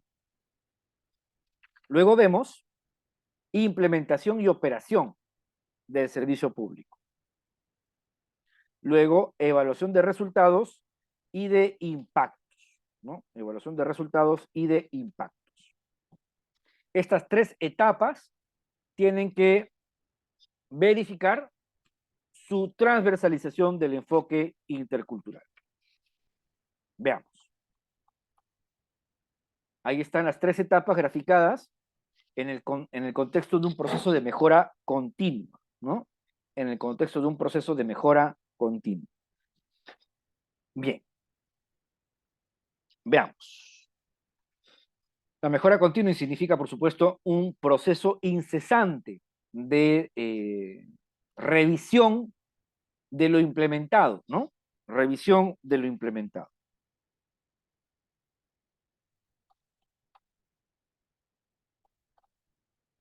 Bien, este gráfico lo vamos a ver nuevamente cuando veamos el plan de transversalización del enfoque intercultural de Servir, una entidad pública peruana que es la única entidad que ha logrado hacer un plan que lamentablemente pues no tampoco implementó, ¿no es cierto? Y que ya venció además, ¿no? Y que ya venció además. Y en este gráfico se nos plantea, es un gráfico de integración del enfoque intercultural en el ciclo de gestión del servicio público, ¿no? Se nos plantea que primero está la etapa del diseño y programación, ¿no? En esta etapa de diseño y programación se encuentra la identificación de grupos étnico-culturales y las demandas y el autodiagnóstico de la capacidad intercultural del servicio público, lo que ya hemos analizado cuando estudiamos el tema de la gestión del conocimiento. Esta primera etapa, diseño y programación, ¿no? Esta primera etapa se fundamenta en el proceso de gestión de la información. El diseño y la programación o rediseño también puede ser, ¿no? Diseño o rediseño del servicio público y la programación del servicio público se fundamenta, se asienta en el proceso clave de gestión de la información, que consiste, ya explicamos, en el diagnóstico sociocultural y el autodiagnóstico institucional de las capacidades interculturales. La segunda etapa es la implementación y operación del servicio público. ¿A partir de qué? Del plan de transversalización del enfoque intercultural. El resultado, el producto de la primera etapa de diseño y programación es la elaboración del plan de transversalización del enfoque intercultural. ¿Ah? La primera etapa se termina, se culmina con ese producto, con el plan de transversalización. Y en base al plan de transversalización hacemos lo que viene a continuación: la implementación y operación, la evaluación y el plan de mejora. Entonces, la implementación y operación se efectúa mediante procedimientos con pertinencia cultural. La evaluación se hace con indicadores interculturales. El tema de los indicadores interculturales es algo que vamos a estudiar también, si no me equivoco, en la clase número 7 de nuestro plan de estudios. ¿Ya? Ahí se analiza también el impacto sobre los grupos priorizados de enfoque intercultural. Y finalmente el plan de mejora, que es un plan en el cual se traza cómo tiene que ser el rediseño del servicio público en base a las lecciones aprendidas, las buenas prácticas identificadas y evitar también los errores y vicios o defectos de la primera implementación, ¿no? De la primera implementación. Avanzamos. Ese es el ciclo de implementación o de incorporación del enfoque intercultural a un servicio público. Bien, acá se nos pregunta, ¿en qué componentes del servicio se debe integrar la perspectiva intercultural? Antes de continuar, quisiera saber, ¿todo bien con ustedes? ¿Está bien? ¿Está claro? ¿Se entiende lo que estamos explicando?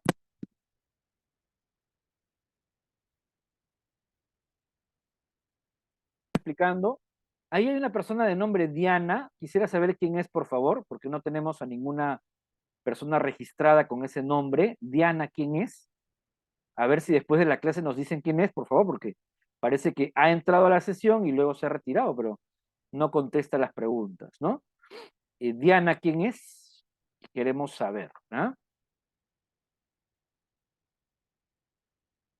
Bueno, continuamos, ¿ya? Hay 5 componentes claves de la gestión del servicio: demanda, oferta, objetivo, actores y prioridades. Demanda, objetivo, actores y prioridades.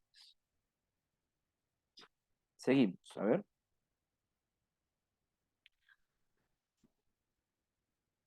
En lo que es demanda, la necesidad e importancia de incluir el enfoque intercultural. Para gestionar el servicio público hay que analizar la demanda de la población. La población requiere este servicio público, ya lo sabemos, pero la pregunta es, ¿de qué manera particular necesita esta población específica dicho servicio público en función de su cultura? Ya sabemos que toda la población necesita agua potable, toda la población necesita educación, infraestructura vial, servicios de identificación civil. Toda la población necesita eso. Pero, ¿de qué forma especial lo requiere este grupo humano en particular? Desde el enfoque cultural. Esta población requiere esos mismos servicios desde su cultura. Entonces, ¿cuál es la demanda intercultural? No, perdón. ¿Cuál es la demanda cultural? ¿Cuál es la demanda cultural de la población en relación a ese servicio público? Responder eso nos va a dar a explicar cuál es la necesidad e importancia de incluir el enfoque intercultural. ¿Ya? Entonces, conocer la demanda desde el enfoque intercultural implica no solo calcular cuántas personas requieren un servicio público, sino también cómo son nuestros usuarios y usuarias. Para ello, se requiere identificar las necesidades, problemáticas y características culturales de los grupos étnico-culturales a entender, conocer sus percepciones y expectativas acerca de los servicios ofertados e identificar las causas de las principales problemáticas sociales de la localidad. En pocas palabras, ¿cómo cumplimos con responder esta pregunta? Con el diagnóstico sociocultural. ¿Ah? En base al diagnóstico sociocultural, podemos analizar el componente demanda. Segundo, el componente oferta. ¿Ah? ¿Qué es lo que nosotros vamos a brindarle al público mediante nuestra entidad? Eso en términos interculturales, obvio, ¿eh? En términos interculturales, porque estamos hablando de eso y no de otra cosa. ¿Cuál es la capacidad del servicio para brindar atención desde una perspectiva intercultural? Aquí se debe analizar la respuesta de la institución de acuerdo a la demanda, ¿no? O sea, hay que poner en vinculación, relación, la oferta y la demanda, ¿no? Esto es lo que requiere la población en términos culturales de este servicio público. Muy bien, esto es lo que tiene y puede dar la institución en términos interculturales. Para eso hay que hacer un diagnóstico, un autodiagnóstico intercultural de la entidad pública. Hay que realizar un autodiagnóstico intercultural de la entidad pública, ¿ya? Para saber en qué medida la oferta está en correspondencia con la demanda del servicio público desde un enfoque intercultural. Se comprende, ¿verdad? Lo que estoy explicando.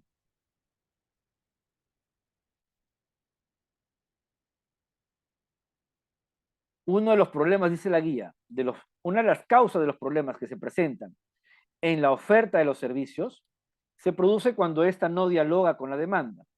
Por ejemplo, cuando los usuarios dejan de acudir a un servicio porque el personal no habla o entiende su lengua. Cuando perciben que el trato es inadecuado porque no respetan sus costumbres o no reconocen sus particulares concepciones, saberes y prácticas.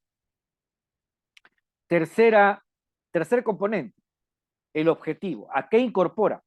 Ojo que todo esto que estoy hablando aquí, en esta parte de la guía, apunta a la elaboración del plan de transversalización del enfoque intercultural. Entonces, todos estos elementos de análisis son los que tienen que cumplirse para elaborar el plan de transversalización del enfoque intercultural. Recuerden, estamos ahorita en esta guía analizando la primera etapa de aplicación del enfoque intercultural en un servicio público, lo cual es extendible bajo ciertas adecuaciones a programas, proyectos de carácter público, no solamente los servicios, ¿ya? Entonces, todos estos elementos son los que se tienen que analizar y tomar en cuenta para la transversalización en una determinada entidad pública, para elaborar el plan, Bien, hay que definir a qué apunta el proceso de incorporación del enfoque intercultural. ¿Cuál es el objetivo? El objetivo, obviamente, es mejorar, es brindar bienestar a la población, mejorar la atención y cumplir la meta y la misión de dicha entidad pública en términos interculturales a favor de la población. Responder a problemáticas y necesidades identificadas a partir del desarrollo de actitudes de reconocimiento de la diversidad cultural de sistemas y modelos de servicios en el contexto pluricultural del país y de cada localidad. Actores.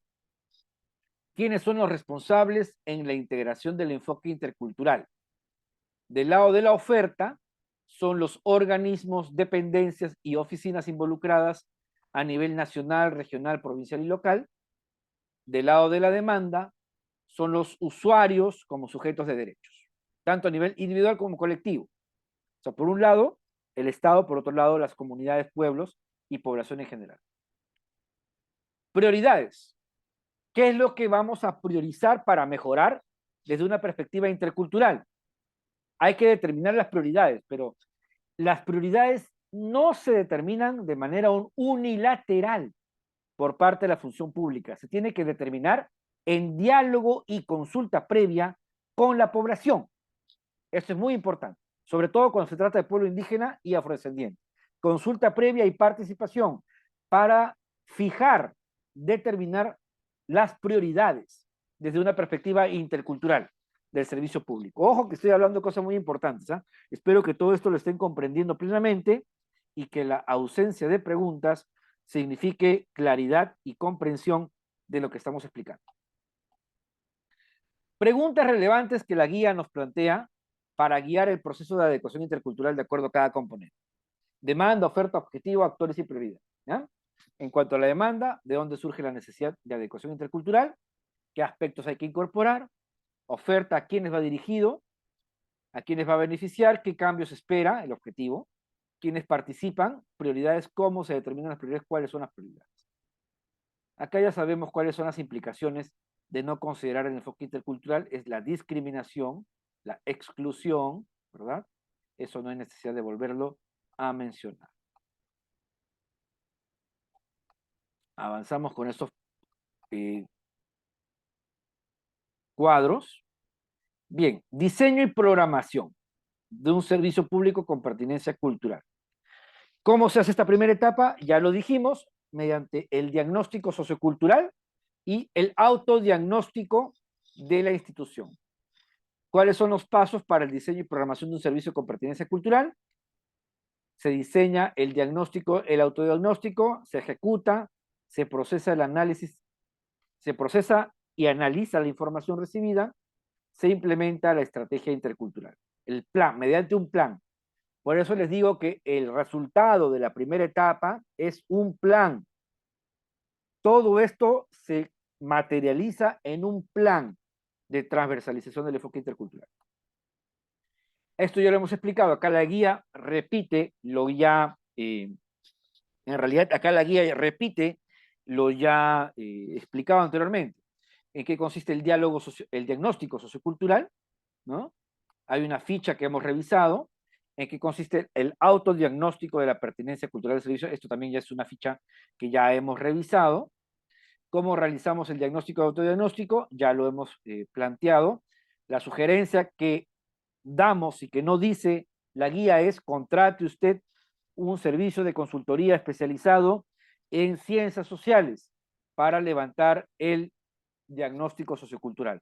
Y también expertos en gestión pública para realizar el autodiagnóstico institucional. Avanzamos.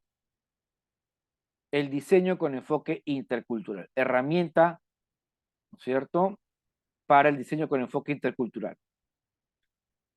Entonces, en base a la información recogida en el diseño, en el diagnóstico sociocultural y el autodiagnóstico institucional, se pasa al diseño con enfoque intercultural. Se hace un análisis de la información recibida y se pasa a la priorización de los componentes, ¿no? De cada uno de los componentes priorizados. Por ejemplo, vamos, normatividad, recursos humanos, recursos económicos, infraestructura y canales de atención. En cuanto a normatividad, leyes, ordenanzas, reglamentos, protocolos. ¿Ah?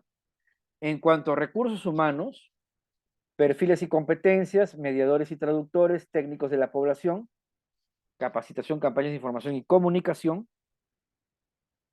En cuanto a recursos económicos, presupuesto y financiamiento de planes operativos. En cuanto a infraestructura y canales de atención, local, mobiliario e insumos. Esos son los aspectos que hay que considerar en cada uno de los componentes, ¿no? Desde un punto de vista intercultural. Normatividad, por ejemplo. ¿Qué ley? O sea, acá se aplica el criterio de qué cosa tenemos que crear o qué cosa tenemos que modificar para completar en leyes, ordenanzas, reglamentos o protocolos. En cuanto a recursos humanos, ¿qué perfiles de puestos de trabajo tenemos que modificar o elaborar? ¿Qué personal tenemos que capacitar en habilidades interculturales? En recursos económicos, los planes operativos requieren financiamiento.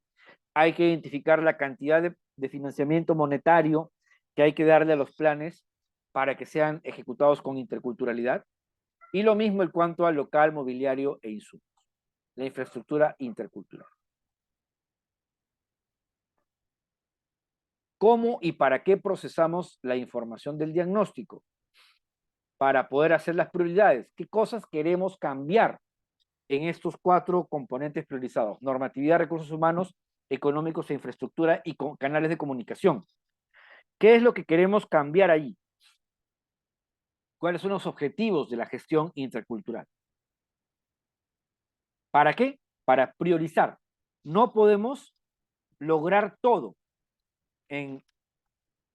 al mismo tiempo.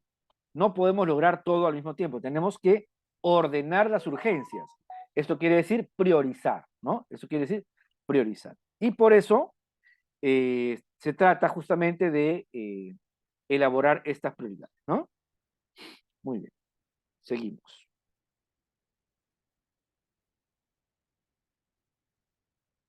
¿Cómo elaboramos el plan de adecuación intercultural. Acá hay una matriz importante, ¿correcto? Pero esta matriz, sin embargo, esta matriz se encuentra un poco desordenada, ¿no? Es la verdad. Esta matriz se encuentra un poco desordenada. Y vamos a explicarla de forma ordenada, de manera que podamos hacer una exposición lógica de la misma, ¿ya? Y con eso vamos a dar por concluida la clase de esta noche. A ver. Vamos a ver.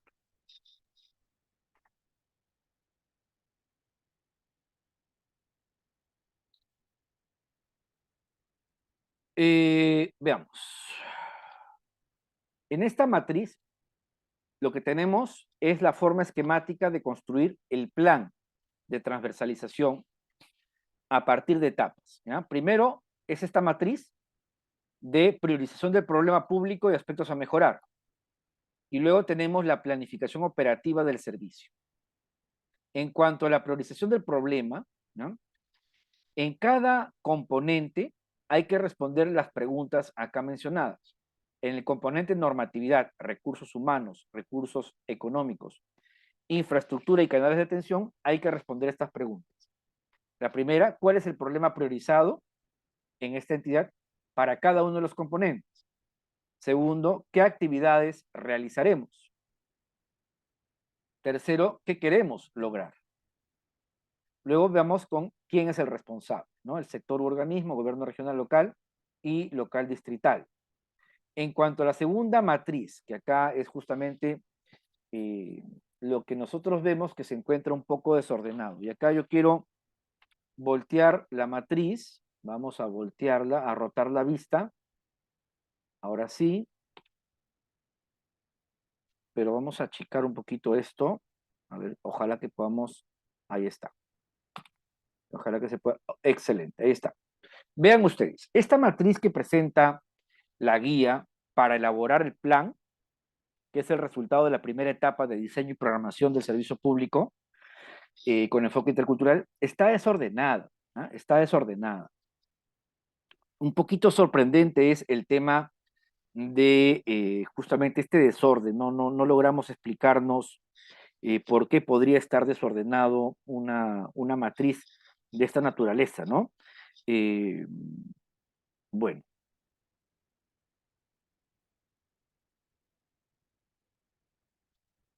Entonces, acá, ¿cierto? Debería ser así. Un plan de transversalización del enfoque intercultural debe comenzar por el gran objetivo general. Luego, se puede plantear objetivos específicos. No muchos, uno o dos, diferentes al objetivo general. Naturalmente, el objetivo general será brindar el servicio público con enfoque intercultural para propender al desarrollo y bienestar de la población. Ese es el gran objetivo general, ¿no? Pero el objetivo específico es que los procesos de gestión pública de esta institución se desempeñen con interculturalidad. Segundo, que la institución brinde su servicio legal y constitucional con interculturalidad, de tal manera, ¿no? Bueno, el objetivo estratégico específico, uno hacia afuera, es decir, el objetivo externo que ha de cumplir respecto de la población beneficiaria, y el objetivo interno, lograr la interculturalidad internamente en la gestión de la institución. Luego del objetivo específico o de los objetivos específicos, vienen lo que son los lineamientos o estrategias, que son las formas de abordar la solución de los problemas para lograr los objetivos. Las estrategias o lineamientos son las grandes líneas matrices de cómo, en forma general, pensamos conseguir los objetivos. Las líneas estratégicas, los lineamientos, las estrategias. Luego de las estrategias vienen las acciones ¿ya? Las acciones para cumplir con esas estrategias. Y las acciones, a su vez, tienen tareas detalladas, específicas, para poder cumplir con las diferentes acciones. Ahora bien, las tareas y las acciones tienen, a su vez, responsables específicos que están en el deber de cumplir con esas tareas y de lograr dichas acciones. ¿Correcto? Y luego de estos responsables hay que establecer una temporalidad de las acciones, es decir, un cronograma multianual, es decir, de varios años, para ir cumpliendo las diferentes metas que son las unidades de medición que nos indican cuánto de los objetivos estamos logrando año tras año a través del uso de indicadores. Entonces hay que cronogramar en un periodo de tiempo los objetivos y acciones prioritarias que hemos elegido y hay que asignarle indicadores para evaluar qué tanto se están cumpliendo las metas previstas para cumplir con esos grandes objetivos. ¿Ah? Luego ya vendrá la planificación presupuestal de recursos. Ese es el orden de una matriz de planificación. Acá lamentablemente está todo al revés. ¿Está? Primero ponen las actividades, después más bien pone el objetivo, otra vez se adelanta y pone el resultado, se adelanta, pone beneficiarios, actores y al final recién pone la estrategia, ¿no? Entonces, como que está en desorden. Sin embargo, el orden correcto es objetivo general, objetivo específico, lineamientos o estrategias, acciones estratégicas, tareas de cada acción, responsables, beneficiarios, cronograma priorizado y recursos y planificación presupuestal para cumplir con esta estrategia. ¿Ah? Eso es, en pocas palabras, esta matriz de planificación. Hasta acá va la primera etapa de diseño y programación del servicio público con pertinencia cultural. En la clase del día de mañana vamos a terminar de estudiar la guía con la segunda y tercera etapa, que es la de monitoreo, la de implementación y prestación del servicio, y la tercera etapa de monitoreo y evaluación del servicio público con pertinencia cultural. ¿Ah? Hasta acá vamos a quedarnos y nos vemos entonces el día de mañana para continuar nuestra clase de gestión pública intercultural. Si no hay ninguna pregunta o comentario, entonces vamos a despedirnos. ¿Alguna pregunta o comentario?